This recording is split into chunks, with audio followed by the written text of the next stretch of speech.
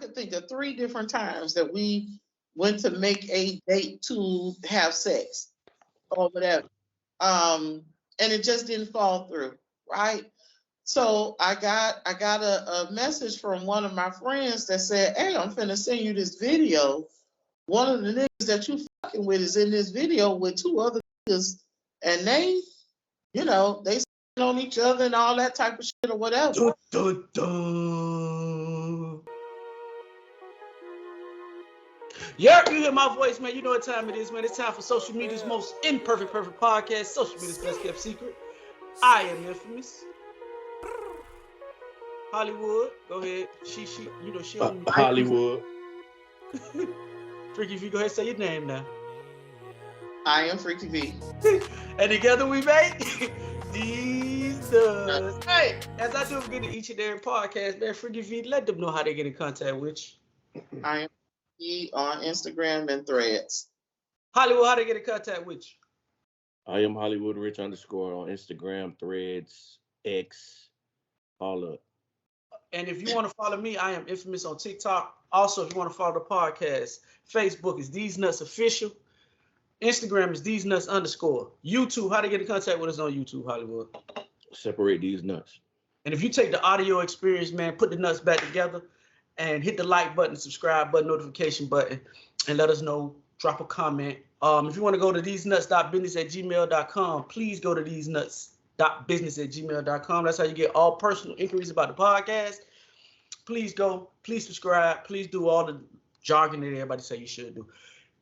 As we proceed to get people what they need, Freaky V, you're in a nice place, man.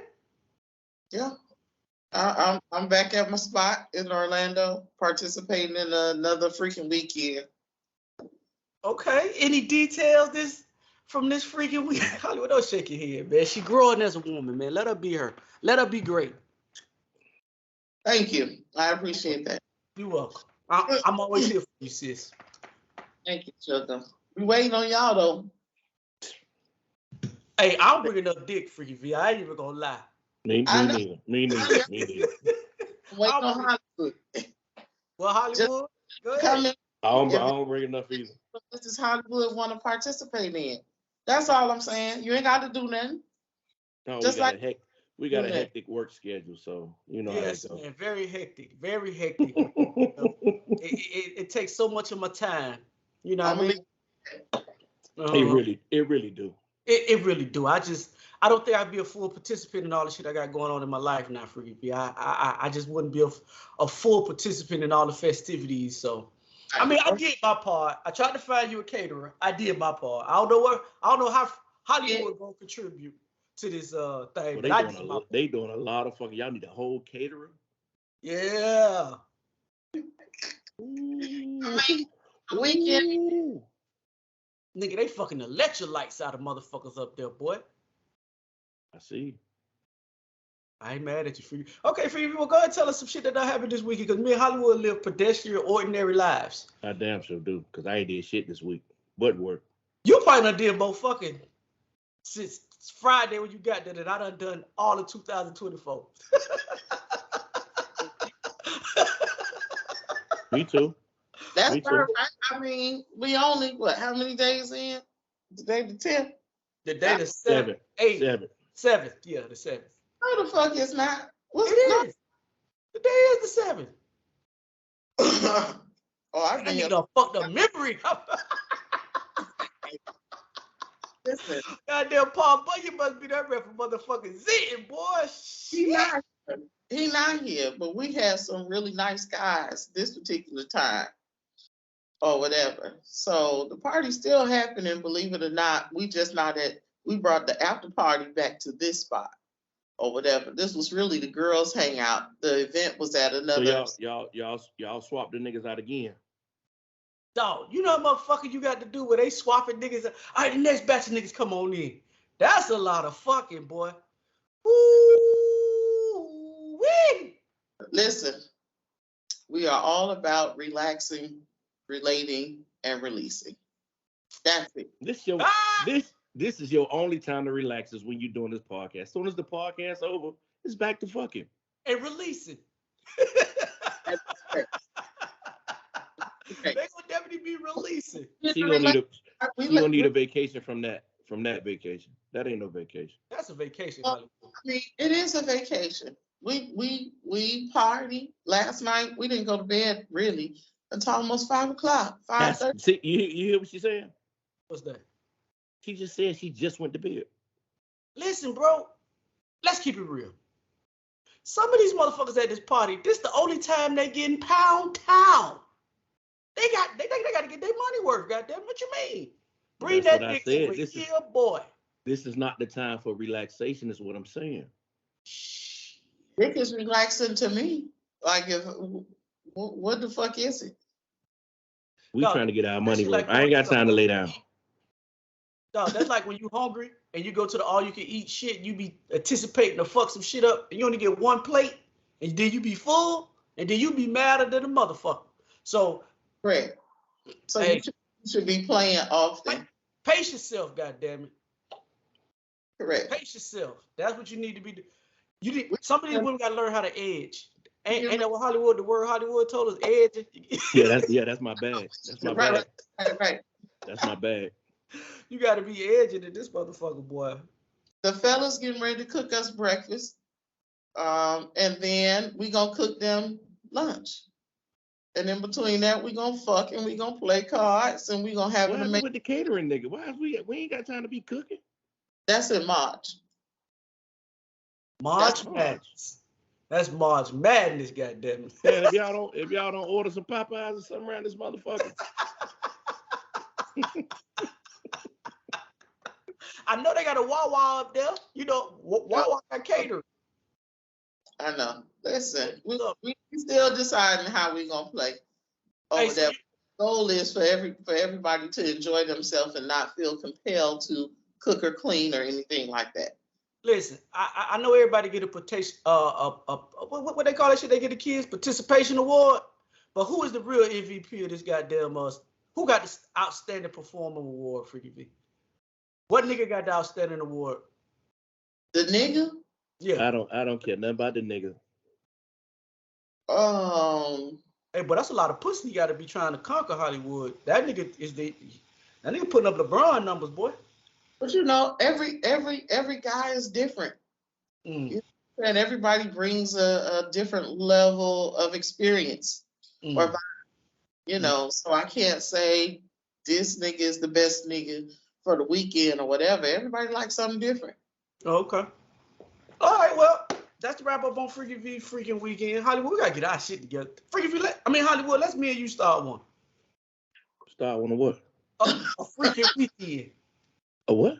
A freaking weekend.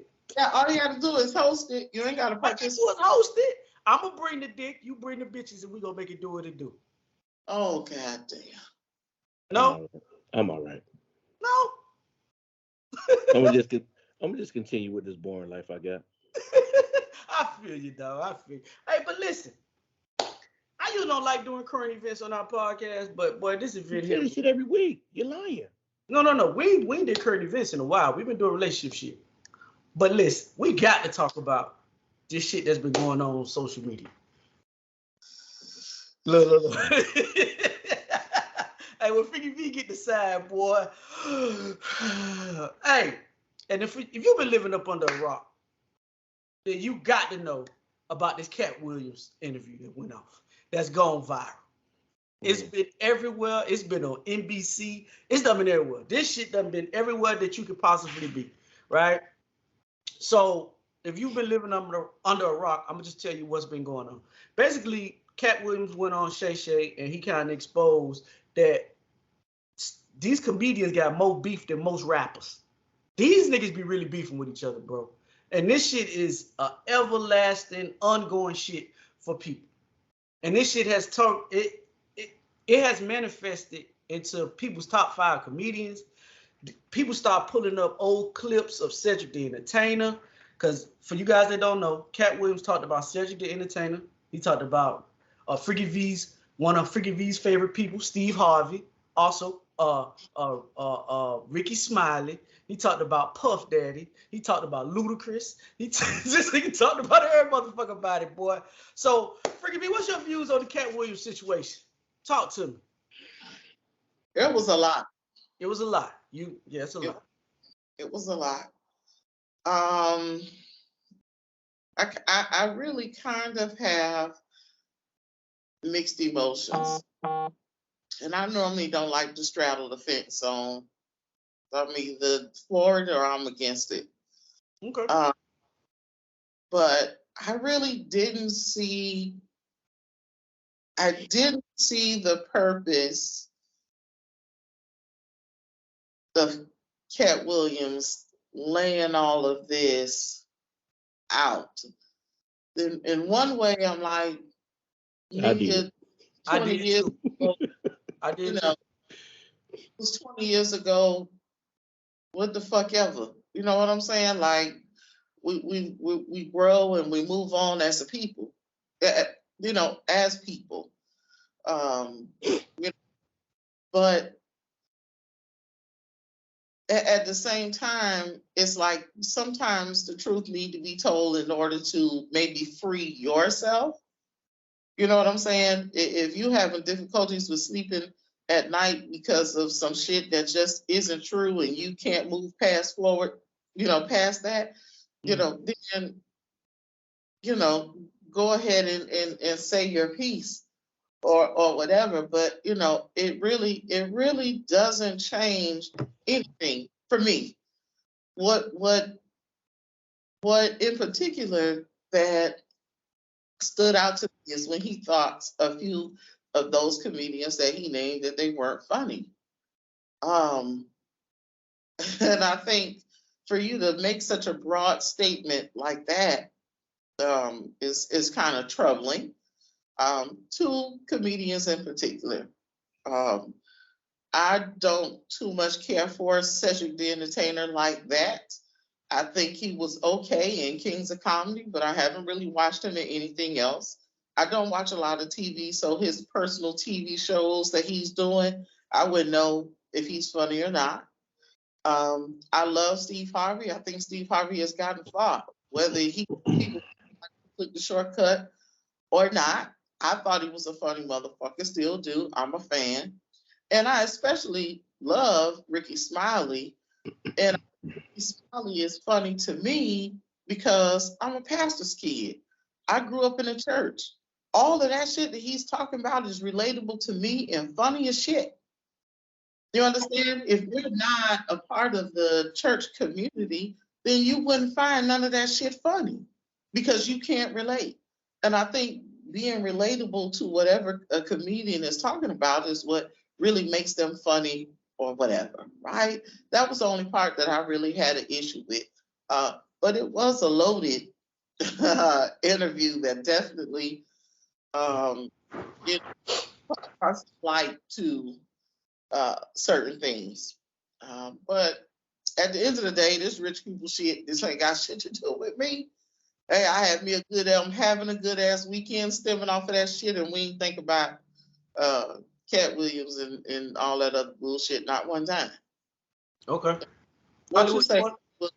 Hollywood, you want to attack it first, or you want me to attack it first? You go ahead. Go ahead. All right. For me,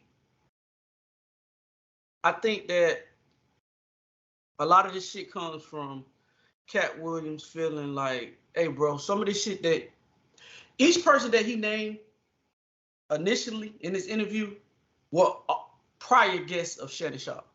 All of them had something to say about Cat Williams. All of them. The Ricky Smiley shit came from Ricky Smiley talking about him supposed to be Money Mike in a movie. Cedric Entertainer, Shannon Sharp asked Cedric the Entertainer about a joke that he stole from Cat Williams, allegedly. The shit from Steve Harvey came from when Steve Harvey was on the show, and he said the shit that he said about Cat Williams. So to me, I felt like, because if you watch the clip, Cat said me, Steve, and Ced had already talked about this. I had already put the water up under the bridge. That's why I never said nothing about it. But when y'all go on these platforms, y'all continuously keep coming saying shit that's not true. So if you're going to say some shit that's not true, then I'm going to come out and I'm going to air my shit out as well. And I think that in all the chaos, what was it some shit that he was saying that was embellished? Yes. That reading 3,000 books a year shit and him still running a 4.2, all that shit is crazy. Like, okay, cool. But in the midst of some of that shit that he was saying, I believe it's the truth in some of that shit, dog. I believe what he said about Harvey Weinstein was the truth. Well, he went to his agency and Weinstein asked to suck his dick in front of everybody. I believe Diddy asked him to go to a party and he told him no. It's certain inside all the chaos that he's saying, I believe there's some validity to some of that shit that he was saying. And then you know how social media work. You say some shit, motherfuckers gonna go find the evidence of the shit that you talking about. So the joke that he said that he came up with, people went and found the clip of Cedric the Entertainer going to Freaky V's point about she only watched him on Kings of Comedy. They went and got the clip where Cat did it and then said done it over. And then said talking about he don't know about stealing the joke. Nigga, you know you stole that joke. So, and then the thing with Steve. We all know that Steve had a beef with Bernie Mac.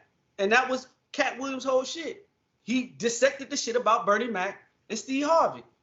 He always gonna have his beef with Kevin Hart. It is what it is. And I agree with Freaky V. I feel like your comedians set up to how you perceive life situations that don't happen to you. So for me, I'm not a Ricky Smiley fan. I didn't grow up in the church like Freaky V did, so I understand why she liked him. I'm more on Cat Williams. I can relate to the shit that Cat Williams talking about. So for me, as an individual, I just feel like a lot of that shit was, he didn't go in there just because them niggas, because he had ill with them niggas. I think he went in there because, hey nigga, we had already talked about this. I told you I forgave you for the shit that you did. But then when you go on these platforms and you giving out this false information, then I'm gonna come on here and I'm gonna expose you for who you really are. And I think a lot of people liked that. My only thing in the whole interview was I knew Shannon Sharp wanted to get the interview back on course because Cat came out off the rip just shooting. He started the interview just shooting. And I think for Shannon, it took Shannon back because he was like, wow, like what the fuck going on here? But as an interviewer, I think he did the right thing. You got to let Cat get his load off, bro. Let him go on and get his off. Sit there and let him do what he got to do. And I think when he tried to get it back on course, I think you just because if you watch it to the end, which is a 2-hour interview, 2 hours and 40 minutes, if I'm not mistaken, Cat had more shit to say, but Shannon kind of cut it off. I think when you got somebody like that and they going like that, you got to let them go, bro. That's just my personal opinion. He said enough. It was 2 hours and 46 minutes. He was okay. He had said plenty. Yes. Hollywood, what you say? Shit, y'all don't cover every motherfucking thing. I mean, I just felt like he sat home and he watched this shit and he watched all them interviews and I seen all the shit y'all had to say. And like you said, we had prior conversations about this shit and we squashed it, we shook hands, and we all went our separate ways. But when y'all go on a platform like that, and he's asking y'all direct questions about shit that's on the internet and we have evidence of, and then y'all still sit there and lie about it. Well, now I'm gonna come and I'm gonna give y'all the interview that y'all just seen. Like, I like Steve, I love Sid, I love Ricky Smiley. It's obvious that y'all lied about them questions that were directed to Cat. You know what I'm saying? So even though it did come off as he had, some shit to get off his chest, or he had bad feelings about Steve Harvey, or he was hating or whatever, I do believe 95% of the shit that he said. You know what I'm saying? And I think this wasn't an interview. It was just an opportunity for me to speak on some shit I've been wanting to speak on. And this is a platform that I'm going to do it to. I think he could have went anywhere and did what he just did. But since everybody came here, I'm going to come here and I'm going to set the record straight. And that's what he did. I thought that shit was a strategy. I thought it was perfectly. Listen, to me, it wasn't no interview. That shit was a masterclass. That's a stand-up bit. That shit is a masterclass, in my personal opinion. He went on there and put on a masterful performance to, well, I only think he could do shit like that, dog. I think when you interview Cap, if you've watched any Cap Williams interviews, he dominates the interview when he come in. He has that type of personality. He has that type cachet. I do believe that Steve said and Ricky Smiley, I believe they are a clique. I believe that shit, bro. When he said that shit, I could believe it. I mean, but we already know that. It's not something to believe in my mind when he said that. I didn't know that. I mean, again, I don't follow. I mean, but you know how shit like that go. I'm gonna use you as a stepping stone. Or I'm gonna use your connections as a springboard for my career, and then I'm gonna do the same to the next person. That's all that is. I mean, but again, for like I could throw out a comedian and Freaky V, like I don't know who the fuck that is. I know who Steve is, but I don't follow Steve. Like Freaky V can speak to that because she know about Steve and Ricky and said I don't follow now three of them niggas I follow. So when he said that shit to me, it was news to me because again, I don't follow them niggas like that. And then he kind of got into the Kevin Hart shit, right? I don't follow him like that either, but you could listen to Ricky Smiley's show and see. I don't listen to Ricky Smiley's show though. Well, you know that. Okay, but he gives Steve all the praise for starting his career. Like even though Steve had his own radio show, he gave me all the connections I needed to start my shit. And we all know, but you know, you wouldn't know who Cedric the Entertainer was if it weren't for Steve. That is correct. He started on the Steve Harvey show. That's the first time we ever seen him. Correct. So I mean, I'm not knocking it, bro. Like I guess you got to be entrenched in that shit to really understand it. To me, that was news. You know what I mean? Like even but what's the issue with putting your people on? That's what all the greats do. I don't think it's a problem with Hollywood, to be honest with you. I didn't know that. It was something that was new to me. So I didn't know it. Like even with the Kevin Hart shit. Now, does Cat really look crazy about talking about that Tiffany Haddish shit? Because to me, I think Kevin done distanced himself from Tiffany Haddish. When he was on the Breakfast Club, what that was maybe a year ago, 2 years ago, when he was coming at Cat about Tiffany Haddish. Now look at how times have played out. I think Kevin is distancing himself away from Tiffany because I don't think Tiffany got some whole other shit going on in her life, bro. Yeah, but at a certain point, don't you have to? I gotta save myself at this point. I guess you keep having all of these issues, and I'm pretty sure he done came to her behind closed doors and like, okay, whatever help you need, I can facilitate you with that. But if you keep going in that same path, I gotta distance myself from you. I have to. I gotta save my brand. I agree. I ain't knocking you, dog. For me, again, I just thought it was a dope interview. That shit done 27 million in like 3-4 days. But what the part about it that I didn't know is that comedians steal as much as they fucking do. Hollywood, that was crazy. Hollywood, and this shit you can't deny though. Dog, I fell into this black hole on social media, and they showing you they got comparison videos of Cat telling his joke and Sid telling his joke. Even Steve. Mark Curry telling his joke and Steve telling his joke. I'm like, oh my God. Hold on. Let me ask you a real question, Freddie, before you answer.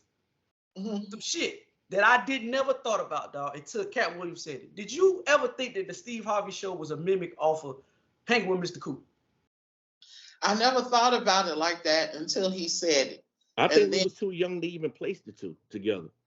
Yeah, the show started replaying in my mind as I'm listening to that shit. And it was a complete replica. Yeah. The exact same. I mean, but you know, here's my take on that. Like, sometimes how can you not repeat a joke that you thought was funny and add perhaps a little twist to it? I don't see it any different than, you know, you telling somebody, okay, well, don't be a comedian. We already got one. What Cedric says that might be funny, another comedian can say that shit and I not crack not one motherfucking smile. Right. It's the delivery. Yeah. Same joke, different person. I mean, you know, because that's the same reference. Remember Hollywood, the Drake and Drake and Quentin Miller? when that nigga was giving all the reference tracks, and that shit just didn't sound the same. I was just gonna say, what rap is that? Say you made it a hot line, I made it a hot song. A hot song. Jay-Z. Yeah. If you did it and it only got to this level, but then I repurposed it instead of saying stealing, and I took this shit to the moon. That's the same thing. No, that's the same thing with Cardi B and Kodak Black. You made it a hot song. I took that shit way too. But I understand that it's a difference. It's an unwritten rule in comedy about that shit, bro. That we as common folks are not privy to, bro. Like them niggas take that shit serious, dog. And I must seen the comparison where Cat done the joke about when he was at the gas station, you shouldn't be making life critical decisions at the gas station. And then the very next clip, it shows Steve doing the same goddamn joke. It's just refurbished a little bit different. But so, the thing is, I ain't never heard Cat Williams say that motherfucking joke. But because I followed Steve, I thought that joke was funny as shit. That's why Steve them thought it was the joke to use. I know that ain't nobody heard that shit. Yeah. Cause I'm gonna repurpose it. I heard that joke on Cat Williams' first stand-up comedy when he had the green jacket on with the big ass belt buckle. I thought it was hilarious then. I watched it, but I don't remember Cat saying that. I watched that stand-up special. I don't remember Cat talking about that, but I remember Steve talking about that shit, and it was funny to me.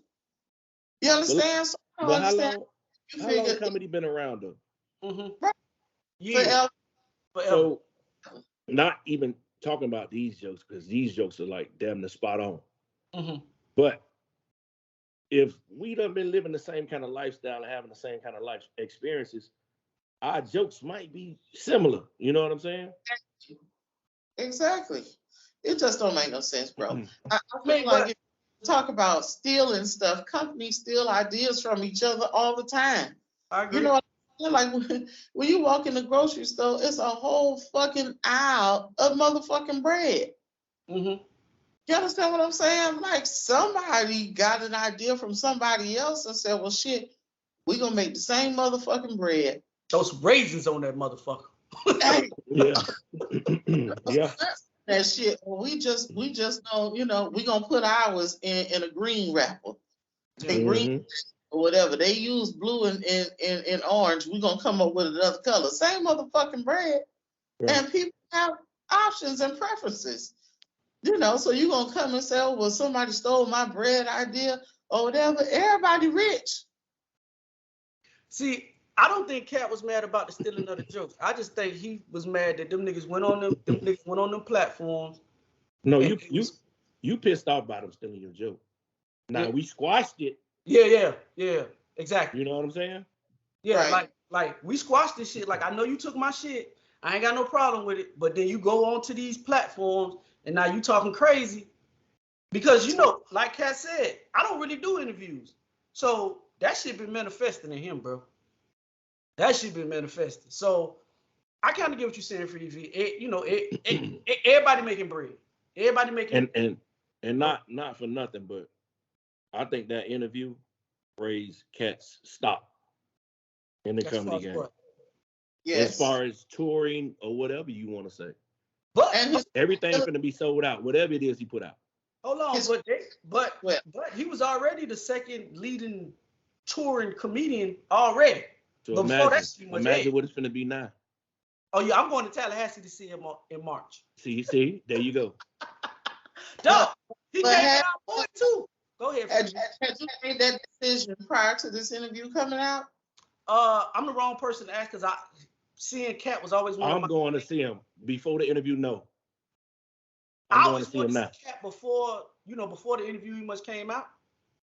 I wanted to see him, but I'm with Hollywood. This put because I'm saying that because in my mind he had lost some of his credibility. You know what I'm saying? Why? He wasn't the same Cat to me because I like from the original shit to now, it seems to have fallen off to me. Yeah, but looking at the interview, I can see he still got some of that shit he had from the beginning. So it makes it more intriguing in my mind. So now I might want to go see him now. No, I'm going to see his ass. Hollywood, I got the connect. If you want to go, I'm going to the one in Tallahassee. He's gonna be in Tallahassee on the 2nd of March. If you want to go, I can get us there. if you want to go. Come up to the crib. I was just gonna say Tallahassee got an airport. Look at this bougie ass nigga here, boy. Yeah, nigga, that's a long ass drive. No, you ain't gonna drive it. I'm gonna drive it. You just drive up here. Anyway, we'll talk about it after the pod. Yeah, hey, he shot shots at Trick Daddy too, though. That was so I ain't hear that part. What he said about Trick? That nigga told Trick he looked like a bowel movement. Hey,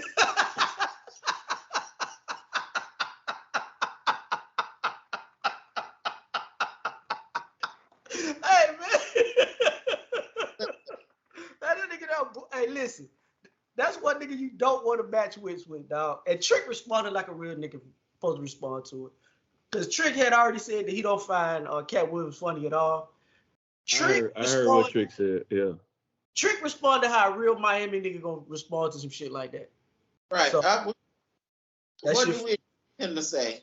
That shit is funny though. That shit is hilarious. Yeah, that's funny. Did you hear the interview with Ice Cube regarding the situation? I seen that as well.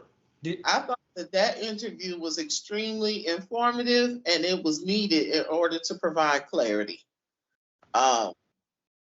Because it was a lot of things left unsaid. People always say it's three sides to a story. They know Cube ain't got no reason to lie.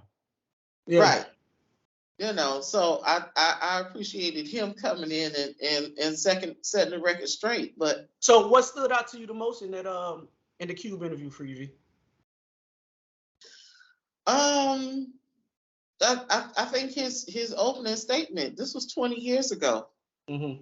The mindset of a person 20 years ago till today should be different. How I acted back then, especially when I'm still trying to establish myself as this grand comedian or whatever. Of course, you're expected to you act a certain way. Now that you're older or whatever, like niggas are different. They on a different business level or whatever. You know what I'm saying? You ain't got the same Ricky Smiley today that you had 20 years ago. Nobody is the same. So just by starting off with that, it provided, a certain open-minded conversation. That shit just should have been. They tried it out, but we'll be some other shit into. We got ADHD as a people. To me, I don't know if you've seen it in Hollywood, but to me, all that shit Ice Cube said just verified a lot of that shit that Cat Williams said. He went on and pretty much said a lot of shit that Cat Williams was saying was the truth regarding the Friday movie, regarding him revising the script as Money Mike. That Cat said that he freestyled a lot of the shit for Money Mike. He made a lot of changes to it to bring. Dog, did y'all know that they wanted him to get raped at the end of the movie? I mean, I didn't know that, but you could tell. I mean, from that scene, you could tell. Yeah. So for me, I think Cube just added a lot of shit to what Cat had already said. Also, not to throw it up under the bus, dog, or because all the other negative shit on top, I do want to highlight some of the good shit that has come out of this, right? A lot of comedians have stepped out and talked about all the shit that Cat Williams has done for them on a financial level. It was a lot of comedians that came out, like Deion Cole. He came out and said he did a set one night, and Cat was in the audience. And they say before he blew up, before he became a well-known name, said a lady just walked up to him and gave him some money. So it was $1,000 in the thing. And he said that when he finally opened the envelope from the lady, because he was talking to people afterwards, it was $1,000. And he talked to it. He didn't know where the money came from. So he talked to another fellow comedian. Another comedian said that same thing happened to him. And it was Cat Williams. It's stories of Boosie. When Boosie first got out of jail, I think Cat gave him like $25,000 or $15,000 cash. Told him, hey, just do your thing. Jacquees, the singer, said the same thing. So amongst all the wild shit that Cat does, he does help a lot of people. And a lot of people, even Corey Holcomb said he was on the set of Wildin' Out, and when Cat made it, Cat came back and was throwing $100 out. He said he got a couple of hundreds off the floor and shit because he needed it. So my thing is, amongst all the shit that Cat does and all the negative publicity that he gets, it's a good nigga inside all that shit, bro. And I just think that need to be highlighted as well, man. How what you say? No, I agree with you. I mean, you could tell Cat, he was just frustrated, bro. Like, you could tell that he did a lot of good things for comedians, and felt like when I was at my low, and he'd been through a lot of, low, he had a lot of low moments. When I was at my lowest, a lot of y'all niggas that I helped when I was coming up, y'all ain't try to give me a helping hand or nothing like that. So I feel like he felt like he was shitted on by a lot of people, and I think this was his payback, for a lot of that shit. I feel you. Well, as we come to the conclusion of this part of the podcast, Forgive you, what's your final thoughts on it? Nothing. Okay, Hollywood, as we exit, what's your final thought on this, Hollywood? I just told you. Shit. My final thoughts on it is that, bro, this beef gonna forever be. Dog, speaking of somebody that's funny, dog, and I'm gonna close it with this. That motherfucker Charleston White, that motherfucker is hilarious, dog. That nigga got on his shit. That is. Huh? You don't know who Charleston White is? No. Oh my god. Nigga, did you see the nigga? He did that little that YouTube show where they had the 20 women coming in. I ain't see it. Boy, go watch it. I seen bits of it. I seen when he walked out on the transgender woman. I seen it. Yes, that's what I'm talking about. That's what I'm talking about. That's the part I'm talking about. But dog, hold on. How do we get into that? But dog, the nigga went on his live, right? The nigga say, because Cat talked about Ludacris being part of Illuminati, right? Yeah. That nigga say,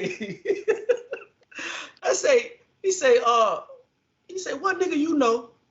When a nigga say that my wife ugly and I'm part of Illuminati and shit like that, he said this nigga came out with a rap song. He said, nigga, we don't want to hear no jingle.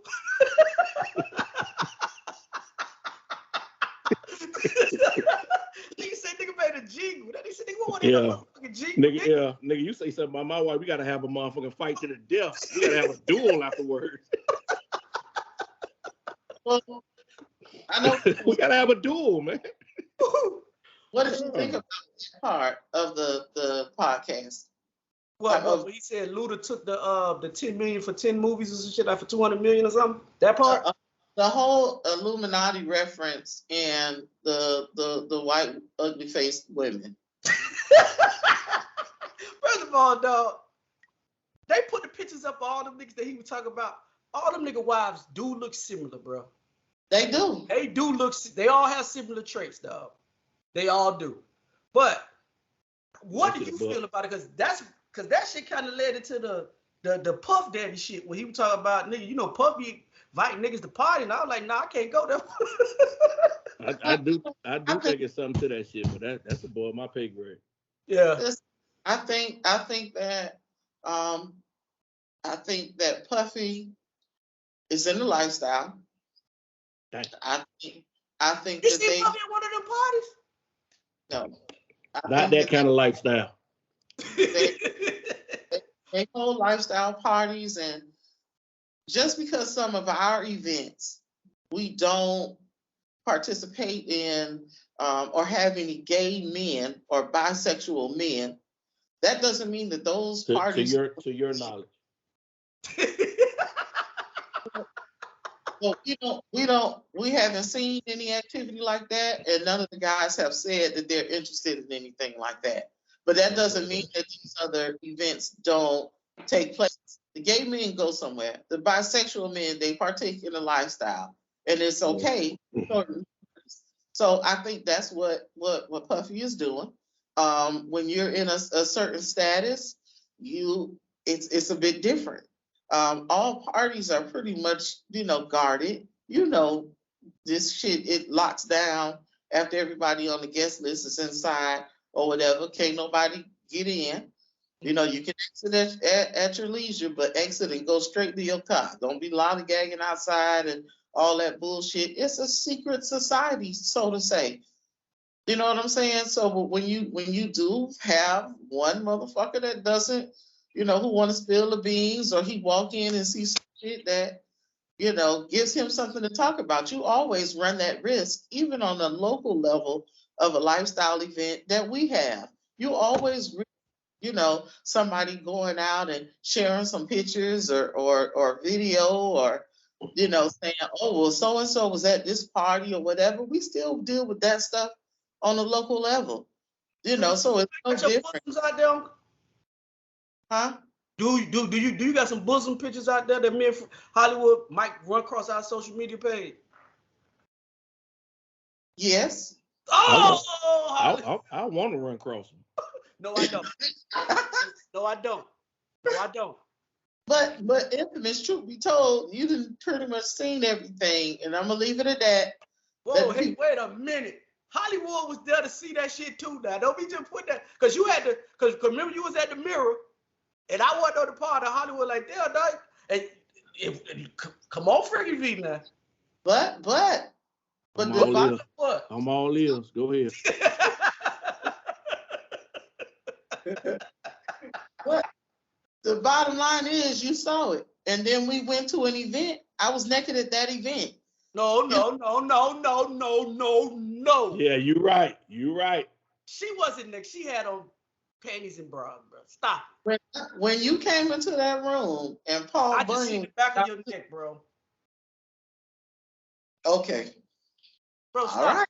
I'm finna do the Cat Williams on your motherfucking ass. Expose him. Expose me then. Nigga, by the time you came in the room, I was completely naked. Now, granted, you could only see the back of me or whatever, I ain't know about the back of the front. I thought a couple of niggas was a lot of rolls on that motherfucking back. I ain't know what the front.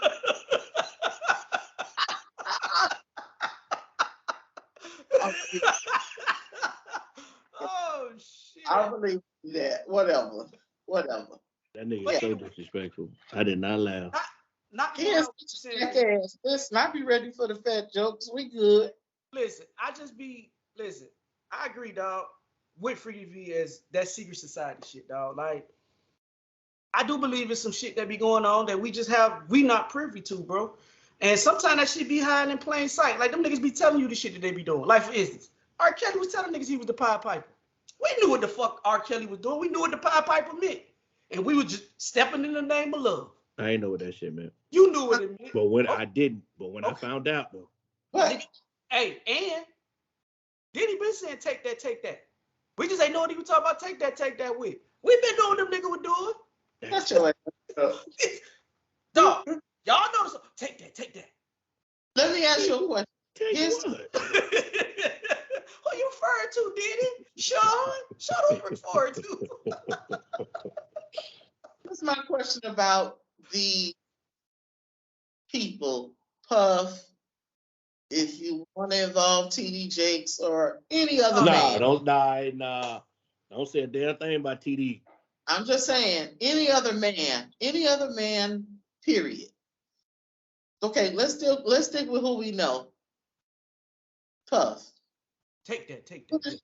Would it change your perspective about him and change the way that you listen to his music if you found out that he was bisexual or if he was gay? So why the problem I have with all of this is people who aren't ready to fully be themselves. And I understand that it comes in different stages for people or whatever, but I am definitely an advocate of people being who you are. It is some heavy shit to carry around, say, almost two different lifestyles. When you're here, you got to act this way to accommodate these people, and then when you come over here, you have to act a different way and pretend that you're something that you're not. That's a lot of weight to carry, and it's some freeing shit when you no longer give a fuck about the perspective of others. If you like niggas, just say you like niggas and go the fuck on. We don't give a damn. We all know that our culture is homophobic, so. Mm-hmm. when it comes to that, like what is easier for them to do? Carry that burden or release it? We have been proven that we still gonna support who the fuck we support. No, we're not. No, we we're do. not. That Hold on, true. hold on. Let me give you my pushback before you refute what I'm finna say. Okay. Your baby daddy is the prime example of what you finna say. Correct. Oh, god damn. R. Kelly, bro. We all knew what R. Kelly was doing for years. Right. A lot of people pushed back once the new generation came along and started refuting or reconfirming some of the shit that we had already knew about R. Kelly. Okay. So a lot of people pushed back on that shit, bro. And we all knew what R. Kelly was doing. It wasn't a secret. Like, it just wasn't, bro. So for me, I agree with you saying, Freaky V, but sometimes, bro, in that world, and again, I'm with Hollywood. This may be above my pay grade, bro. I think some people will sell their soul, going back to Cat Williams, some people will sell their soul for financial gain. It's certain, see, the part that people don't talk about with Cat Williams is Cat Williams established himself to where he doesn't need the industry to feed his family. Cat Williams might be perfectly fine making $40 million a year. He might not have to make the $250 million that Kevin Hart makes. And no way, if this interview gets resurfaced, that I'm saying that Kevin Hart sold his soul in any way. I'm not saying that. All I'm saying is Cat Williams can go out and say shit that he want to say and how he want to say it. That's not going to affect his touring money. Right. When you get in bed with those type people, dog, you got to play the game the way the game get played. And for me, it's a moral thing. That's the only difference between Cat Williams and Kevin Hart to me is the moral. And I'm not saying that Kevin Hart sold his soul.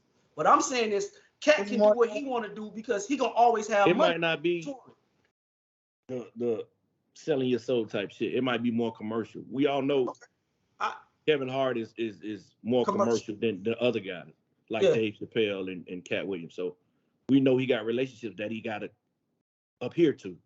Right. So in order to stay at the level that I'm at and to keep these sponsors and all these people that I'm buying to, I gotta walk a certain line.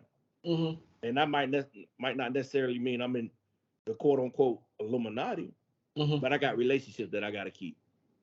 I agree. So, yeah. I feel like if you're gonna start off like that, fine, just continue. But I think once some shit hits that's damaging is what's happening to Puff or whatever, bro, free yourself and just say what the fuck it is, and we're gonna have a good day. We're gonna move on or whatever. I'm not a big fan of Puff. I think Puff been jealous of Biggie. Honestly, I think he had his hand in having Biggie off, so he could be the next best thing. God, Jesus. I don't even think it's the gay part that's gonna fuck up Puff. I think it's the sexual assault shit that he got to deal with. Ain't got shit to do with him being gay. But technically, I think all that shit got something to do with the sexual assault. No, I'm saying because the sexual assault shit is criminal. Remember, we was just talking about I agree. the podcast about how you step to women and stuff like that. Everything could be misconstrued as sexual assault if you're not careful. That shit is a fine fucking line.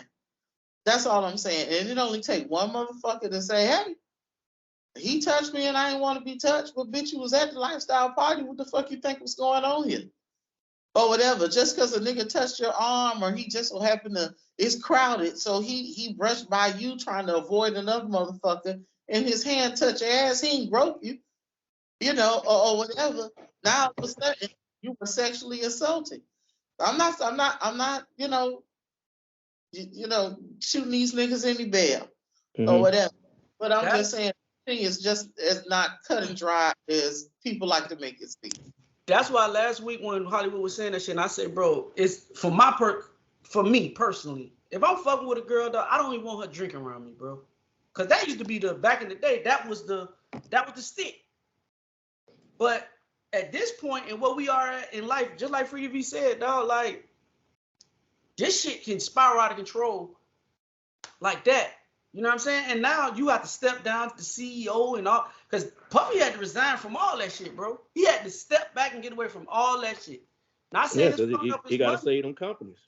So And you got, it's not just about Puffy at this point, dog. It's about the people that's up under Puffy. Because if you run Revolt, like Puffy was running, bro, and then all the advertisers, because that's where the money at. Once the advertisers start pulling out the money, because you won't step down, now you're taking money out of a lot of people's lives, and you're affecting a lot of different people. So for me, I just think that, again, the shit about Puffy has been in the ecosystem in our community for a long time. This ain't no new shit. We've been hearing about this shit from Puffy. no. Listen, that shit with those with the sexual harassment and stuff like that, it's affecting everything. Even at, say, for instance, this particular lifestyle event, some of the guys will tell you, I'm not gonna approach a woman. If somebody thinks that I'm attractive and they want to fuck with me, they need to approach me. Which I ain't got no problem with, but some women have been conditioned that they like to be the one to be approached. You understand? But the guy's standpoint is that shit, I don't want nobody to say, that I sexually harassed or sexually assaulted somebody or whatever. You know what I'm saying? And it still can go left, even if she approached you initially. But just that alone is changing the game, because guys are now kind of, I'm gonna fall back, so every little thing is affected by that shit. That's why I say that shit is going too fucking far. Dog, speaking of that shit, dog, the Jeffrey Epstein list came out. And that shit had a bunch of motherfuckers on it, boy. That shit had, I ain't saying none of these people got involved in none of the weird shit. How could you take that shit serious though when Beyonce on the list? What the fuck that supposed to mean? What the fuck Beyonce doing on the list? What the fuck is she doing on Epstein Island? Right. And why You think so? You Wait. So you think Beyonce was fucking with underage I don't kids? know what Freaky V. Wow, I'm sorry, Freaky V. I know what you would be doing at Epstein Island, Freaky V. I know what you would be doing. But, bro, I'm not saying Beyonce done nothing. But that don't take away from the validity of this list, bro. Yeah, Just and she on it. how was she excluded? Like, what is it To me, about it does. that people have her so fucking high that she can't do no wrong? That's a dangerous being too. To me, it does. Because I think you naming people who might not have none, unless you're absolutely sure that they did this and did that, I wouldn't have put their name out there. Well, maybe somebody knows something. I mean, but she part of the list, dog. That list is just everybody who ever been there. Come on, you can't say they had like business events taking place on that island and motherfuckers attended it. So if I attended a business event, my name go on the motherfucking list too. Your name going on the list. So that invalidates the list to me. But what's the purpose of you being there? The party? What business? Network. The party. Networking. Okay. I understand what Hollywood was saying, and I agree with him. Like, her name is on the list, but it's certain people's name on that. Okay, what's the smart nigga name that's in the wheelchair? Stephen Hawkins, I think that's his name. You know he wasn't smashing nothing. What? Stephen Hawkins. Nigga, they said he was on there doing something. How? No, Listen. Just What because was he doing? What was he doing? Capable of sexual assault or sexual interaction. Ain't nothing wrong with his fucking mouth. This nigga paralyzed from the neck down, man. What was he doing? Dog, his mouth work. Dog, his mouth work. From the neck down, his mouth work. Listen. After you do the math problem on the chalkboard, you find out m squared equals 2 squared. Come put that pussy in my mouth. Boom. Let me show you the square root of 12. Yeah, but if I'm Beyonce and I got a tour coming up and the head of Live Nation is there and we networking, why the fuck you gonna put me next to the niggas who was actually raping kids?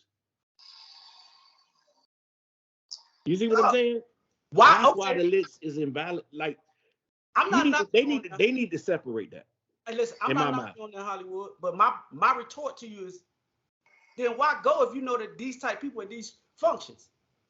Bro, that who all over there ain't just start.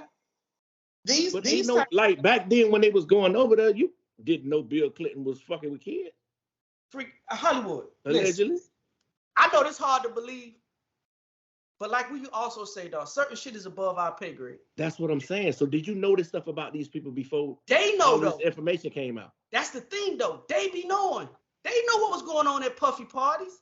They still was going to these parties. And that's why Cat Williams said, hey, when Puffy invited me to a party, I told him no, I ain't going. We might not know as the common folks, but them motherfuckers be knowing. Okay. Well, yeah, that's where you get me, because I'm just thinking with regular nigga brain. Yeah, regular nigga brain, dog. I think that raper nigga or the child pedophile that's at that party, it's a chance that Beyonce people knew what was going on at the Epstein shit. But that ain't gonna stop you from networking with the people that you need to network with. Trying to get this 250 million, huh? Correct. Lord, this shit, to me, all this shit boils down to morals and ethics, dog. Certain shit that certain people just not finna do for no money. Some people. We talk about that on the podcast all the goddamn time. Remember we was talking about with it was some incident with a white guy. He paid some black guy just to be able to call him a nigga or whatever. It was like a few million or something like that. And he was like, you were saying, hell no, you ain't gonna pay me shit to call me a nigga because you standing on certain shit. Yeah. Me, but is he using the ER or the A at the end?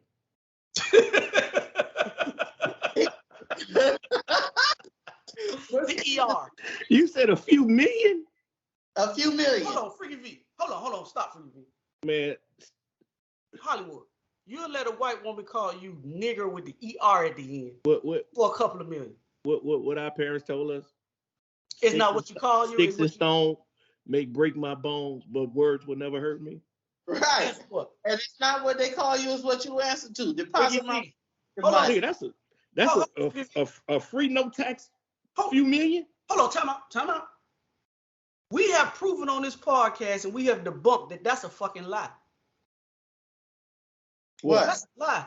That old shit about sticks and stones make birds never. It's bitches killing themselves over what people saying to them right now. Yeah, but I know in my mind that after she told me that my bank account gonna be full, them ain't nothing but fucking words, dog. So you'll be at Epstein Island. You talking about $3 million?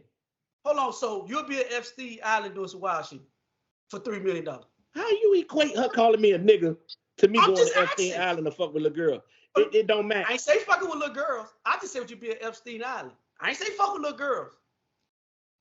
It might be the white woman at the island that just like light-skinned niggas with a beard calling them niggas and slapping them on the ass with whips. Are you gonna go get $3 million? I think for Beyonce to be over there and they knew. That ain't what I actually. Listen to what I'm telling you. They had a different agenda. If I'm already Beyonce and I'm already up, I ain't gotta go to Epstein Island. That makes, if she knew, it makes it more egregious to me. That ain't what I asked you though, nigga. Cause them girls. I'm not going. If I'm up like Beyonce, I ain't going. That ain't what I asked you. If I'm me, you are you. Cause the girls that Epstein and I can leave with 250. And the girls that went to Epstein Island wasn't all celebrities. These were underprivileged. Go look at the Epstein documentary that they got on one of them social media things. These wasn't established girls that he was getting girls from high school and all that he was flattering with money. Man, so I'm not going to no little girl event. If I'm going to a networking right now event, in his state of mind, if Epstein called you and said, hey, I need you to come to my island, I got this white woman that's in the black men calling them the N-word with ER on it and slapping them on the ass with whips for $1 million. Are you going? How you go from slapping on the ass with whips, dog? You changing, you moving the goalposts. Okay, she want to fuck you and call you nigga for $1 million. Are you going? No. Billion? I said $1 million. No. No, I'm going. I'm not going. I'm going. That you switch. See, you move the goalposts entirely. No, I didn't. You went from her just saying it to me, to all this other shit happening. All this other physical contact. No, because Freaky V said we had a podcast. We were talking about having sex and somebody calling you the NR on nigga during sex. I'm asking you, If Epstein I called said no back then for that. okay, then why ain't change the goalposts? That's the same shit I said. No, you just said the N word. You ain't say nothing else with it. Now you putting all this extra shit with it. No, I said if Freaky B, what did he say? I said if Epstein called you to go to his island, go play the feedback back. I said if he called you to go to his island for $1 million, that's the new thing you just threw in there. What the fuck? Are you Freaky B, you understand what I'm saying, Freaky B? Right. We're saying Go ahead. we're going to Epstein, going to the island. Right? Okay. We're not talking about any physical contact. The white woman just want to be able to get that shit off of her chest. And call me a nigga. She want to be able to call me a nigga with for a few million. For a few million. No repercussions, no whooping her ass, none of that. Mm-hmm. No chip, no chains, no whips, none of that shit. She just want free money. That's free money. And call me a nigga. Okay. I received what you just said. Okay. But the genesis of what we were talking about, Freaky V said we had a conversation prior on the podcast, which we did, about having sex and somebody calling her the ER at the end. Well, I ain't know that you were referring to somebody doing something. Epstein Island with that same scenario. Mm-hmm. That's what I was saying. I didn't know you were referring to somebody doing something sexual to me. No. Oh. Okay. I'm going. I'm saying if it's not under no white people rape slavery bullshit, and we are already interested in having sex with each other, but you want to add in your little caveat that you know what, I'll give you an extra $1 million if right before I nut I slap you on the ass. Give me what we talked about. Okay, let me ask y'all this question. Since Hollywood stood on the Beyonce, do you feel that same way? Because Michael Jackson was on his island? Michael Jackson was on his island. Both of y'all. And Michael Jackson. Given Michael Jackson's history. Don't do it. Don't do it. You better not, bitch. Given Michael Jackson's history. Don't do it, bitch. See, Beyonce ain't never had no, I ain't saying that it was true. Beyonce ain't never had no controversy about messing with little kids, period. Hollywood, we out of here. Go ahead and say what you finna say. This I Cat Williams moment. Go ahead, Hollywood. This nigga trying to get me caught up. This I Cat Williams moment. Go ahead and say it. Yeah, but I'm gonna feel different about Mike going over there than I will about Beyonce. That's all I'm gonna say. Hollywood, come on, man. Don't shimmy your nigga. Don't float your way out. This motherfucking niggas. Say it with your chest. We ain't never want to believe nothing about Mike, and Mike was never convicted of anything. Okay. But we all thought that shit was weird when we heard about it. Okay. We ain't think that shit was weird. What about Michael Jackson? Yeah, sleeping in the bed with kids and all that shit. Yes. That's all I'm saying. Yes, I agree. But we didn't fuck, and we still supported and went to all the concerts. No, we love Mike, but we did think that shit was weird. Hey, it is what it is, bro. I don't know, dog. I just thought that shit was crazy, man. Like, that Stephen Hawking shit, dog. When I seen that nigga name on that list, I was like, what the fuck is going on? They got the handicapped nigga over there? Oh, doing what? Hey, man, he doing this motherfucker. Nigga, he blinking like this at bitches. It's some it's a toy that I send it to you after the podcast that a guy puts on his mouth. I just thought about that. If he's paralyzed, that can please the woman. It's some shit out here, bro. I'm trying to tell you. Yeah, but what if I'm Beyonce and I went on network and I didn't go on sexual assault night? Wasn't no kids there when I went there. Beyonce some bail, boy. Wasn't no kids over there when I went over there. No, I think Hollywood. But all that shit. It does happen at this particular event. No, Freaky V. Events. No, Freaky V. I think everything is a networking experience, but I think after a certain time, like at your shit, in the beginning, everything is just a normal setup. It's a normal party. But at a certain time, I'm out. doors start locking, shit start dropping, LED lights turn on, smoke start coming out of motherfucking places. It's time to go. Hey, this ain't for the weak-hearted, baby. It's time to go. And I think, I'm with you, Hollywood. I don't think Beyonce went over there and did nothing that she ain't supposed to do. It's crazy that her name is on there, but it's on there.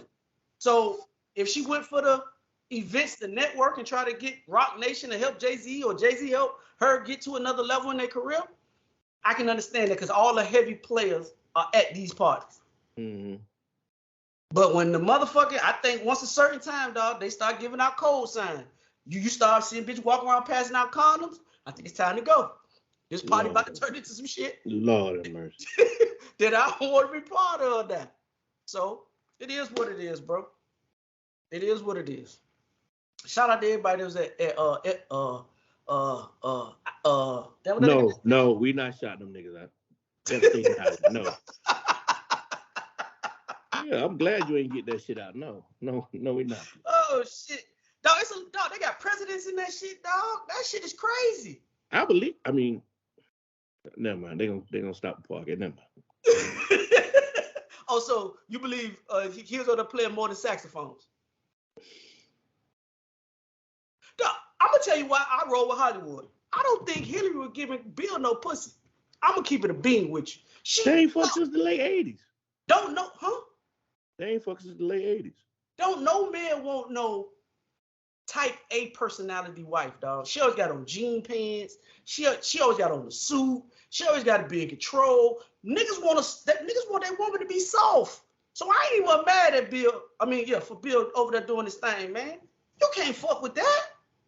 Who want to fuck with a nigga? You ain't mad at him going over there? Okay, let me retract that. I am mad. If he going over there indulging in sexual activities with people of age, because that's what they into, then cool. That underage shit, I'm not cool with that. But what I'm saying is, I can see that, bro. Like, who wants a masculine woman like that? Who want to lay next to a motherfucker that's just as rough as you? A type A, what they call them for you? Type A personalities, alpha females. I don't think no man want no alpha female. Hollywood, could you date an alpha female? Yeah. You could date an alpha female? Yeah. A bitch that's as masculine as you. Masculine? What the fuck? You talking about a dyke? No, I'm talking about a woman like Hillary Clinton. What, a successful, strong-minded woman? That's me and you look at shit different, dog. Of course. Yeah. Obviously, we do. Masculine? Huh? When you're an alpha female, that makes you masculine? Not in my mind. No. In certain traits, when you display male traits as a female, that's masculinity. You talking about women who take control? I'm not talking about no dykes. You talking about women who take control when they need to take control? No, I'm not talking about women that take. Cause dog, it's feminine women that take control when they need to take control. Yeah, but you don't know how Hillary is behind closed doors though. Right. I think at face value, I'm just going off the perception. She might get to the crib and put the little lingerie and shit on, the little Fenty shit on, little Savage Fenty on. I don't agree with that because I feel like what Freaky V be saying, when a woman is at Hillary Clinton's level of power, it's hard to turn that shit off when you get home. I agree with Freaky V when she say that. I think if you have ensued, yeah, but a lot of those women that Freaky V are talking about are single women. They have to keep that. They have to keep that on. They ain't got no nigga to turn it off for.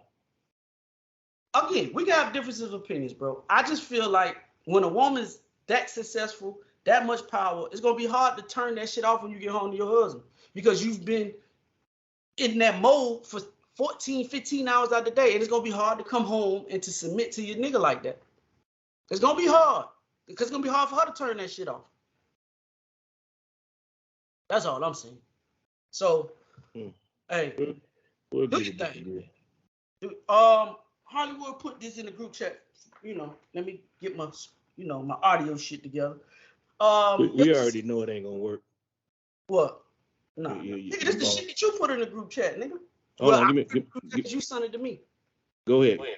Well, the logistic, because this is a long ass motherfucking, and it did some long shit, so I ain't even gonna play it. I'm just gonna describe what happened. Well, Freaky V Hollywood he sent it to me on TikTok. It was a young lady. She went out on a date in Atlanta, right?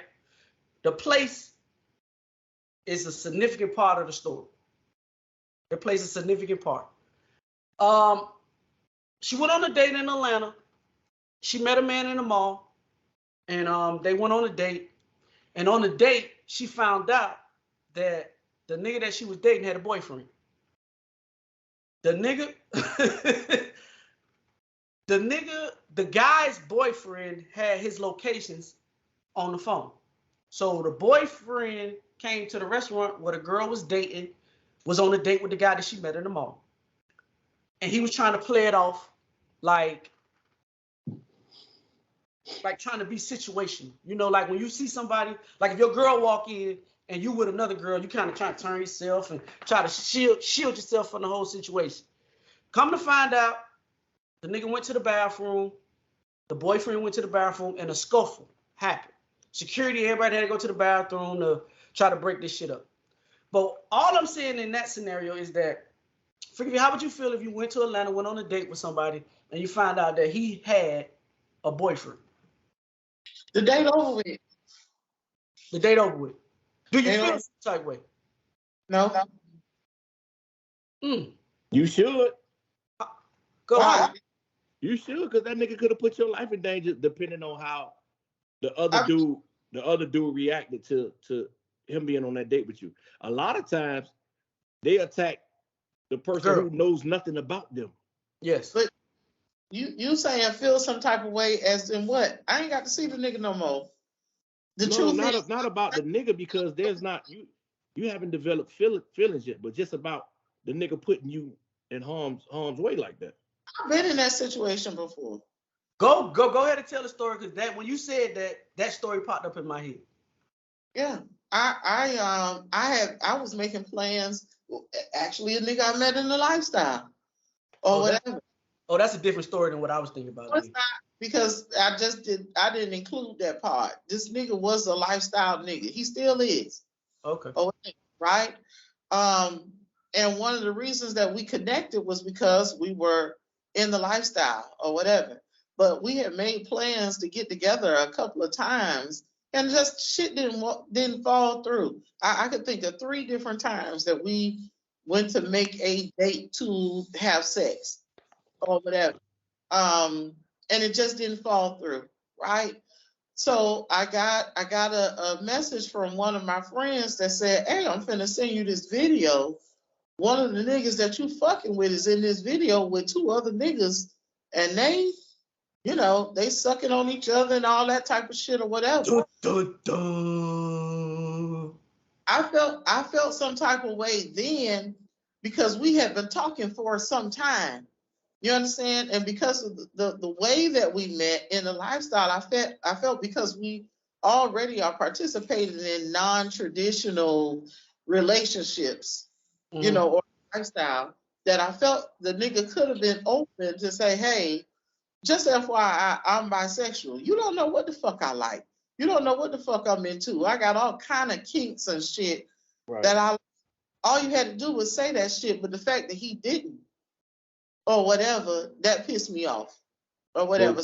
But if he would have told you that, would you have been receptive? Nope. Again, you don't know what the fuck I'm into. I'm into some shit on some different. And that's why I asked you that question, because you just said he doesn't know if you would have been into it or not. Would you have? No. Free V, no. So here's the thing. The thing is, because I'm a nasty motherfucker, I might watch. I might not participate, and I might not. But he wants you to. He want to go there with you, though. Would he have been able to? No. Okay, well, the answer no. But the thing is, I don't know. I don't know what half of these niggas are doing out here. Honestly, that's why condoms and shit are important. Okay, let me ask you a question. So a nigga could tell me, "Hey, I'm not." Mm-hmm. This nigga at this event that was questionable. Okay. You understand what I'm saying? But the nigga was high yellow and had me very interested. Okay, You let know me what ask you a question. So I don't know what he do outside of this shit. At this event, he could have got it though. You went to the the threesome with two guys and you say you Right. went. So what happened? So what's wrong with the threesome where they interacted with each other as long as interacted with you? Like, what's the difference? The difference is not all threesomes are the same. I understand that, but it's fulfilling what you want. You getting the two light-skinned niggas with the beards. They interacting with each other and they interacting with you. What's the difference? She want all the attention on her, not on y'all two. Yeah. Hell no. That's the type of threesome that I'm in. You don't need to interact with each other. You could be in the same room and we could interact with each other as far as the focus being on me. You don't even got to touch that nigga. You ain't got his dick won't never touch yours or none of that. None of your body parts will be interacting with another nigga. Are you into double penetration? Huh? Are you into double penetration? I am. Listen, all this shit that you said, this shit kind of still leads into what the fuck I'm saying. If you into double penetration, No. I know you split the bunkie. Go ahead. No, she not. No, she. I think y'all talking about something totally different. Okay, what you think I'm trying to say? I think she talking about one in the front and one in the back. You talking about something totally different. Yes. Yeah, I'm into that too. I am into double penetration. Technically, your dicks are touching, but you. I mean, remember, to me, that falls along the same line with Damn, I lost my train of thought. Hey, she about to take us to another level now, Hollywood. We about to be out here with this shit here, boy. I'm saying, but you in pussy. I'm still a main attraction. You know what I'm saying? You're not okay. So just like when niggas think that there's some niggas that think if you fuck your girl in the ass, you can fuck a nigga in the ass. No. A lot of men think that they willing to do whatever as long as it's interaction with a woman. You understand? So a man might like ass play to whatever level that is. As long as I'm the person that's doing it, he ain't got no problem with that shit. But he'll never let another nigga do that. You know, so what some people think that shit is gay, ain't no way I ain't doing that or whatever, it's different when the pussy is present. It's a lot of women that say, well, I'm not necessarily bisexual or whatever, but it all depends on the mood. Like if it's a dick present in the room or whatever, I might grab another bitch titties or whatever. It's a whole lot of shit out here that you would normally consider gay that just don't appear to be gay in that particular moment. That's all I'm saying. I agree with you, but I know Hollywood's trying to refute what I was saying, but in my mind, if you're gonna let dudes double penetrate and do all that shit, so what if they interacted with each other? What's the difference? I mean, okay, talking interaction with each other as in, okay, so now I'm out the picture. No. I'm not saying that you out the picture. On each other and shit like that. It's not the same. Okay, again. And that's some shit that don't turn on. I mean, again, let me finish my statement before you cut me off. I understand what she's saying. I'm just saying in my mind, I don't understand what the difference is if you gonna let two dudes do double penetration. They already touching each other. Obviously, they are secure with themselves and whatever it is they sexual fetishes are. And they not gay. And then they kissing and rubbing on each other as well as you. I don't understand what the difference is. You keep adding that shit. You keep adding that shit. The niggas not kissing on each other. They not interacting like that. I'm not saying that they gay, Freaky V. I'm just saying that you said bisexual. You saying they gay. No. She's saying bisexual. It's a difference in bisexual and being gay, dog. It's a difference. She don't want them to be bisexual or gay. I'm saying the niggas that participate in double penetration with me are not bisexual. I have established that, Freaky V. You don't have to. I get what you in Hollywood saying. I'm just speaking from my perspective. What I'm saying is I just don't understand what the difference is. And maybe I'm wild for thinking that. But I just don't. I understand. I just don't understand me. That's like me having a threesome with two girls, and I tell them, "Hey, y'all can't be touching," and then she go down there and start eating on the girl, bro. Yeah, but you listen. You talk about all the time that back in the day you ran trains before. Yes. So you know the difference. You wasn't interacting with the dudes. I understand that, Hollywood. I'm not debating that. All I'm saying is, for me, simply, I don't understand if the woman is getting pleased sexually, and you gonna let dudes double penetrate you, meaning their private parts touching, going into the same hole. If they interacting with each other, I just don't understand what the difference is. That's just me. Maybe I never understand it. That's just the part. That would have sound like. Huh?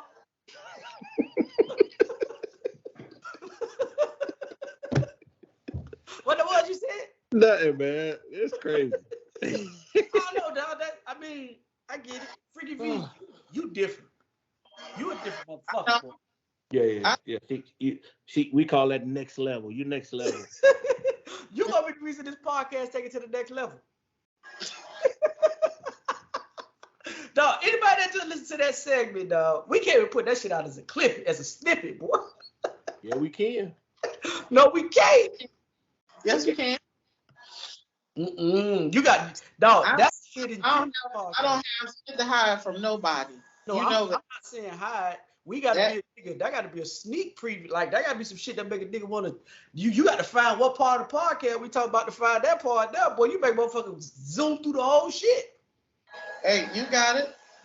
Do what you do. Chop it up and put out the clip. I'm completely fine with everything that I said. I like what the fuck I like, and I love it actually.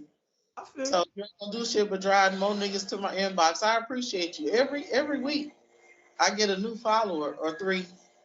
And I get a new nigga in my inbox want to know just how freaky I am. So I appreciate the shit. Some of them niggas I fuck with, some I don't. So I want to thank the podcast for soliciting on my behalf. Thank you. Your numbers going up. Yep. Mine not. Hollywood, you wouldn't tell if you did. My numbers not going up. They staying the same. Dog, you shadow banned, dog? Huh? You shadow banned? What's that? That means when they don't let your shit get out to everybody else, your number set at a certain number. Like your shit ain't growing. They kind of shadowing it, so they not letting it to the masses. I don't put shit on there for them to shadow ban me though. We was just talking about Hollywood last night. Whoa. Oh, nice. Let's get to the good part of the podcast. Come on. And as we say. Now you been holding that. At the end of these you talk about Hollywood in the group. Come on now, talk to me. Right. We was talking about the fact that we still on the podcast about Hollywood talking about how he perceives women who bring their own condoms over there. So in y'all still on that? Listen, especially I'm just telling you how you feel like it's not. Tell him I apologize. Hold on. I never looked at it from y'all perspective, but I understand. I apologize.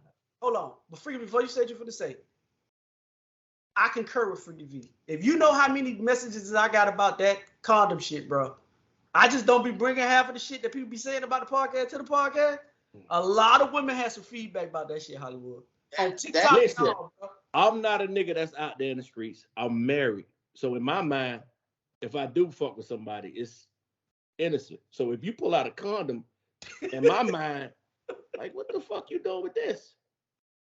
We fucking. But listen. Yeah, so me looking at from y'all perspective, I understand, and it's fine. The thing is, we can't trust y'all, right? It's a very sticky situation, and people don't want to talk about it, right? But you can't. It's hard to turn off when you're turned on, right? Mm-hmm. Once you kissing, you hugging everybody, licking, sucking, this, that, and the third, or whatever, you ready to get to that type of interaction, and you tell the nigga to put the condom on, and you say, oh shit, I ain't bring none.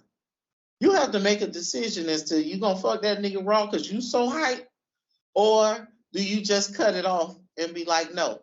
And because we've been in that situation so many times and tried to put all of our trust in a nigga to provide the condoms, we just said, fuck it, we gonna provide our own.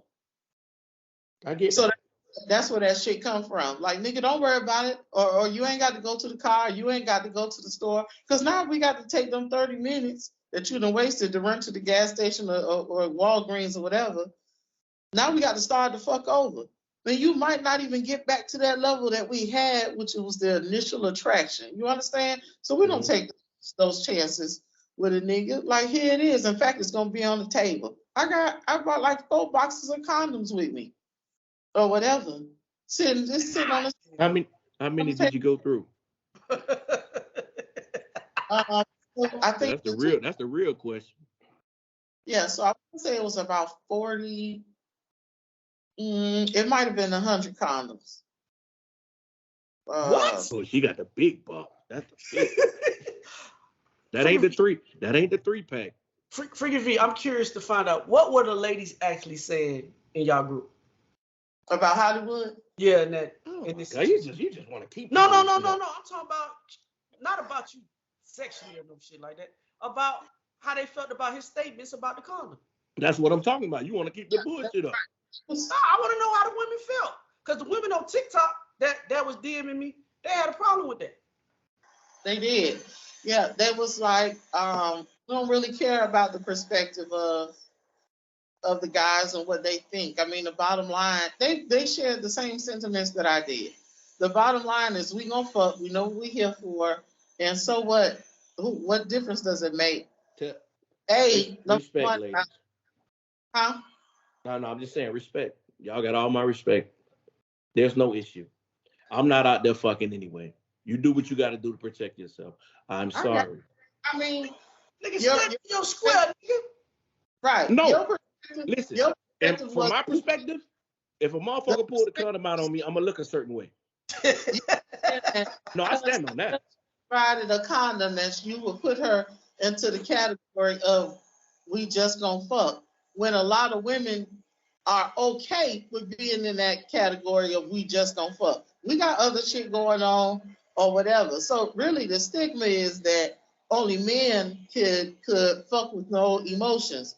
Women are out here doing the same thing, and we do it quite well. So the fact that you were stating, oh, well, I'm going to put y'all into this category or whatever, the women was like, well, we don't give a fuck. You going to fuck anyway.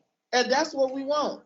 So what happens after that is your business. I mean, if you put us in, if the dick is good and you're going to drop it off, we desire to be in that category where we going to fuck again. That's the bottom line. So if it takes me providing a condom in order to be fucked by sweet meat, really, then damn it, I'm gonna provide the whole fucking box. You know. You did. Goddamn it. I did. I got 4 motherfuckers. That is. Yep. They skins non-latex free. Skins. Anybody from a representative from Skins? We'd like a sponsorship because we utilizing y'all motherfucking condoms. I cleared the whole shelf of Walgreens just to bring to this event. And every event I do that for the ladies. So we have our own stash. The niggas, they bring their own shit or whatever, but we like to have our own stash too. Hey, let me ask you a question. And Freaky V, step out of your mindset. Step out of how you feel about it. Look at it from the perspective of the other woman. Okay.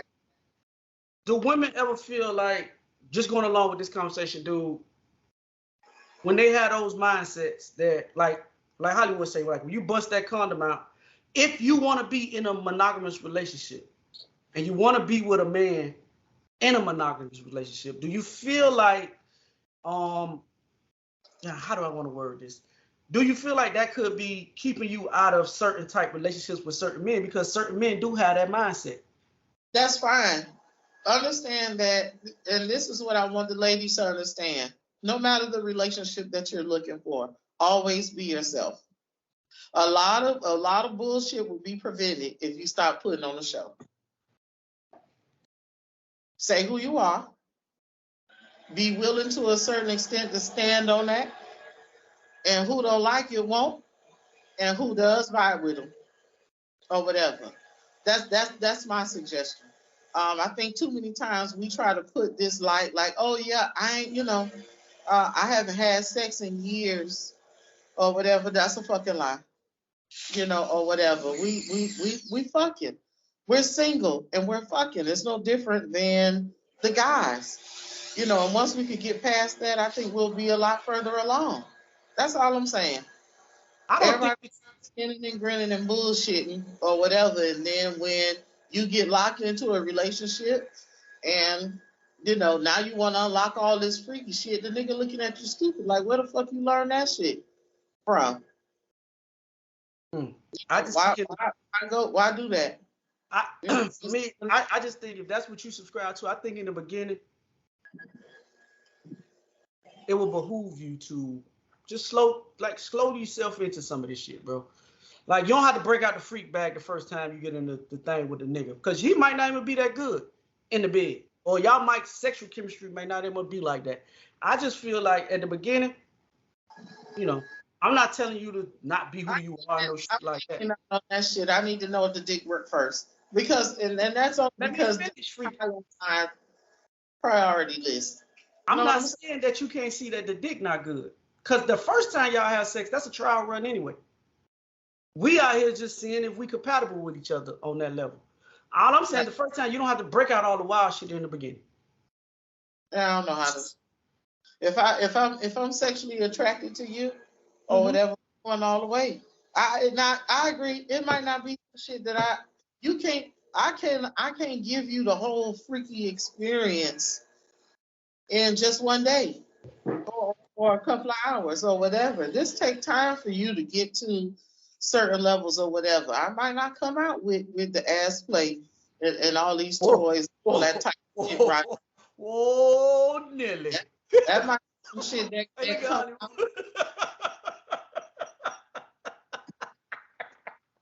First of all, ladies, we done said this 1,000 times on the podcast. This is a conversation that y'all need to have.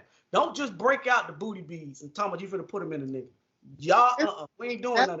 It's not the only anal play that exists. It could be rubbing your ass. It could be me rubbing your ass while I'm sucking you. All that.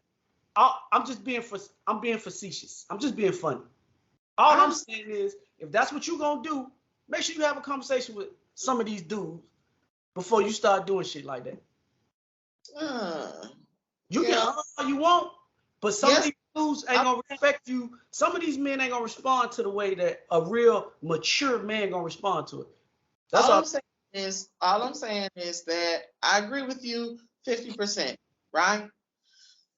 Everything that you're going to, if we go to a hotel, me and you decide that we're going to have a sexual experience and we go to a hotel, you're not going to divulge everything that you plan on doing to me. You might have an idea of what the fuck I like or whatever, but you're not giving any detail. So why the fuck should I? Now, I'm not saying I'm finna break out the strap and I'm finna fuck this nigga. That's how you get a charge, Freaky B. I'm just simply saying I'm not going to give you a play-by-play on what this sexual experience is going to be, because it all depends on the vibe. It ain't got to be a play-by-play if you within a certain box. It don't have to be a play-by-play. It's the moment that you go outside of that box when you need to tell me. But who drew the box? What box? Listen, we all know that most men have a problem with that type shit being done. So that's outside the box. We all know that most men have a problem with that being presented. Okay. Right? So it's not a play-by-play. But if that's what you into and we get to some shit like that, bro, you already know it's a chance that I'm going to react a certain type way to this shit. If you react, you already know I'm a habitual line stepper. Right? But it's consequences that come with being a habitual line stepper with some dude. You like. It's all a sexual experience. You want to see when you take the girl to the damn room, you gonna throw up against the wall, rip her clothes off and shit like that. I don't like that. Okay. You understand? So, but that ain't gonna stop you from trying. No, I wouldn't do that, because I'm not a nigga that just listen. For me, I'm not a nigga that goes into a hotel room with a girl and we haven't had prior dialogue. But prior dialogue doesn't mean that me divulging everything the fuck that I like. Bro, do you understand? Divulge everything that you like, Freaky V. But you know subconsciously Do you know subconsciously most niggas don't like anal play? You do know that. Like, this ain't some shit that we just putting out the app. I do understand that, but most men don't like it because you ain't never experienced it. So you gonna make me experience something that I ain't gonna make you do nothing. I'm just gonna try. You either gonna say and I'm not saying what kind of word gymnastics are you playing? I'm saying I don't do it with everybody. You understand what I'm saying? But if the vibe presents itself, I might want to do what the fuck I do or whatever. You know what I'm saying? I might try you just to see where the fuck you at. I'm already down. So you don't think a conversation is needed before you step outside of those boundaries? I'm already sucking your dick and licking your balls. If my tongue go a little bit further, it's up to you to decide. You gonna lift your legs a little bit higher? Because they're already gonna be up and open. To me, I just think it's a little different than me being aggressive in the bedroom, being like taking control, and a woman trying to play with a man. I think those are totally two different. To me, girls don't like that shit. I agree. There's some girls that don't like that aggressive shit. They want you to caress them. Me, beat me down as soon as my motherfucking panties come off. I'm ready for pound time. You understand? It's two different things. So you never know what the fuck you gonna get. Just a general conversation. Everybody gonna say they like to have sex. I like this, I like that, or whatever. You never know until you in that damn situation. That's all I'm saying. I'm not getting no prior consent. I'm not fighting back on what you're saying on none of that. All I'm saying is it's a preconceived notion that most black men, I can't speak for other people, other ethnicities, but it's common knowledge that most black men don't prefer that type shit being done to them. But, so right. it's That's more. What y'all say in the barbershop. What I'm saying is that the experience is different when the door closed and it's just me and you. Okay, Freaky V, if that's your view, I'm not trying to change your view. All I'm saying is it's more publicly known that most men don't play like that. Either it's done been tried, because at our age, I'm pretty sure somebody that I done kicked it with done tried that shit. And most women just know that don't fuck with a nigga like that until a nigga becomes comfortable with you. Now, I do know a nigga that a girl he was with, he used to be on that, I ain't on that shit. The more comfortable he became with her, then maybe but it was a dialogue between them two that was had. I understand that. Being comfortable with her. I understand that. The trust comes in different levels. You got to know I'm not gonna rub my mouth. You know what I'm saying? You know I'm not gonna be tagging you on social media and shit like this nigga like this or whatever. You know, and that comes with time or whatever. You know, some niggas right out the gate be like, this what the fuck I like or whatever. And then some niggas you got to ease that shit into or whatever. You know. Hollywood. That nigga totally disgusted. Look how he had his head to the side. I just don't like how you talking to us like we amateurs or some shit. Like he don't it sound like she looking down on us? No, I'm not. I'm really not. Again, I will say the experience is different for everybody. If I know Freaky V looking at you with such disdain. He look how he's scrawling at you, Freaky V. I'm telling you. He's totally disgusted at this point. That's my girl, man. No, I'm not. Oh shit, that's funny.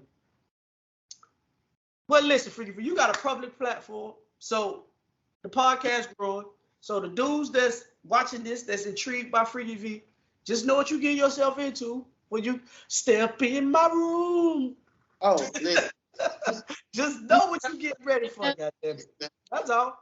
She got a pre-disclaimer out here, and trust me, if you get to that level of court, they're gonna pull this document up. They're gonna pull it up. They're gonna show you that she knows the shit. So with that being said, man, trying not to be me too. That's all. We gonna wrap this motherfucking thing up. Freaky V. If the name ain't never motherfucker soup somebody, boy, you got the perfect motherfucking day. Freaky V, how they get in contact with you? Please don't go to Theze Nutz trying to get in contact with Freaky V. Cause please don't DM Theze Nutz on Instagram, Facebook, and I run all that shit. Don't send none of that shit here. Freaky V, tell them exactly how to get in contact with you. Better forward them damn messages to me. Some of these niggas check out. But you can follow me at I am Freaky V on Instagram and Threads. Hollywood, how they get in contact with you? I am Hollywood Rich _ on Instagram, Threads, X, Facebook. Your mama, never mind. All that. All that. I am Infamous on TikTok. Please go to Facebook Official. That's on. Follow us on Facebook Official. I mean, Theze Nutz Official. I'm sorry, Theze Nutz Official on Facebook. That's what I was trying to say. Instagram, Theze Nutz _ Freaky V, you gotta be befuddled with your conversation. You gotta be fucking up all type shit. Hollywood, how they get in contact with us on YouTube? Separate these nuts. Put the nuts back together. If you take the social media, you like to listen to us on the audio voyage that you be going on at work, that's Spotify, Apple, Google, or however you consume audio podcasts, put Theze Nuts back together. Also, if you want personal inquiries about the podcast, if you want Freaky V on your podcast, so she can enlighten your people on this lifestyle, how to get to Epstein Island, how to properly vet your man for booty be busting. Go to Freaky V page. Don't go to thesenuts.business@gmail.com because I will block your motherfucking ass. No, you better forward that to me. Forward that shit on that. And as I said, Hollywood, don't look with so much disgust in your face, man. He be done with my ass with that No, shit. he can't hide it. No, what they say, the body never lies, the eyes are the. He ain't got to say shit. It be all over his face like this some bullshit. No, what they say, Freaky V, the eyes are the look into the soul or some shit like that. That nigga's disgusting with you, Freaky V. I know. I love And as we said in each and every podcast, we're social media's most imperfect podcast. I'm Infamous. I'm Freaky V. Hollywood. And sometime we are these nuts. Right.